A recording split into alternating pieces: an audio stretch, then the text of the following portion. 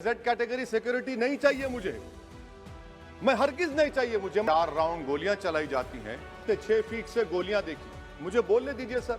हो सकता है कि कल दिन ना देखूं मैं। ओवैसी की जान उस वक्त बचेगी जब गरीब की जान बचेगी। मैं आपसे अपील कर रहा हूं कि जो गलती एनडीए 1 में की थी आप वही करने जा रहे हैं। आपको नुकसान होगा, आपकी सरकार को नुकसान होगा, देश को तो, देश की सालिमियत को खतरा तो पैदा हो रहा है। सर, मैं आपके जरिए से सरकार को यह भी बताना चाहूंगा कि जिन लोगों ने ये रेडिकलाइजेशन किया है, आप इस पर गौर करिए, इन पर यूएपीए क्यों नहीं लगाते आप? अगर कोई स्पीच देता है, अगर कोई फेसबुक पर किसी क्रिकेट मैच पर किसी टीम की तायीद करता है तो यूएपीए लगता है। एक सिटिंग एमपी के ऊपर यूएपीए नहीं लगेगा सर, मैं सरकार पर छोड़ता हूं। सर, चौथी बात यह है कि रेडिकलाइजेशन की जब बात होती है, हमने यहां पर एक कांग्रेस के बड़े नेता से सुना कि 2 भारत हैं दौलत के एतबार से। नहीं सर, भारत की दौलत मोहब्बत है, भारत की दौलत पैसों की दौलत नहीं है, भारत की दौलत मोहब्बत है। हां, 2 भारत हैं, एक मोहब्बत पर जो पिछले कई वर्षों से आबाद है और एक नफरत पर भारत बन रहा है।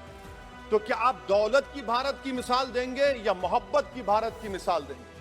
अगर मोहब्बत की भारत की मिसाल देंगे तो उसमें आपको मेरी जबान को रोकने के लिए गोली चलाने की जरूरत नहीं है। इस 2 भारत को समझने की जरूरत है। मैंने करीब से 6 फीट से गोलियां देखी, मुझे बोलने दीजिए सर। हो सकता है कि कल दिन ना देखूं मैं। अगर मैं यहां पर नहीं बोलूंगा तो कहां बोलूंगा सर?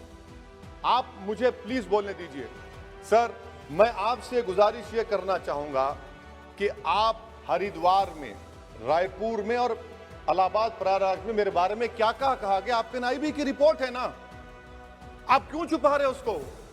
देखिए, मैं मौत से नहीं डरने वाला हूं, हम सबको जाना है इस दुनिया से। बल्कि मैंने कह दिया कि मैं इस वतन में पैदा हुआ, मेरी मां की कोख से तो जमीन पर लिटाया गया। जब मेरी आंख बंद हो जाएगी तो इंशाल्लाह औरंगाबाद की जमीन मुझे दफनाया जाएगा। मगर मैं आपसे अपील करना चाह रहा हूं सरकार से सर, कि जो कुछ बातें की गई उसको देखिए। मैं जेड कैटेगरी सिक्योरिटी नहीं चाहिए मुझे, मैं हरगिज नहीं चाहिए मुझे। मैं 94 से पॉलिटिक्स में हूं, मैं आजाद जिंदगी गुजारना चाहता हूं। मैं घुटन के साथ जिंदा नहीं रह सकता इस दुनिया में। मुझे जिंदा रहना है तो अपनी आवाज उठाना है, मुझे अब जिंदा रहना है तो सरकार किसी के उनके खिलाफ बोलना है, और अगर गोली लगती है तो मुझे कबूल है, मगर मैं घुटन की जिंदगी नहीं गुजार सकता सर।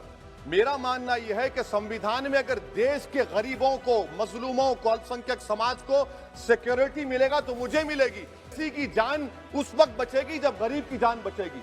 इसीलिए मैं आपके जरिए सरकार से अपील करना चाहूंगा कि सर, इस नफरत को खत्म करिए, इस नफरत को खत्म करिए और इस पर आप गौर करिए।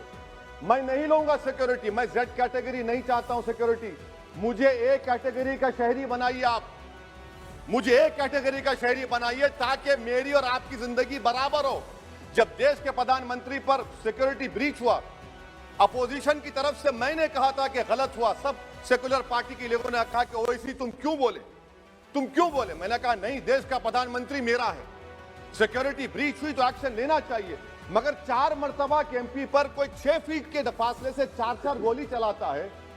मुझे मौत है, हम सबकी मौत है, मगर मैं इन गोली चलाने वालों से डर कर खामोश नहीं बैठने वाला हूं।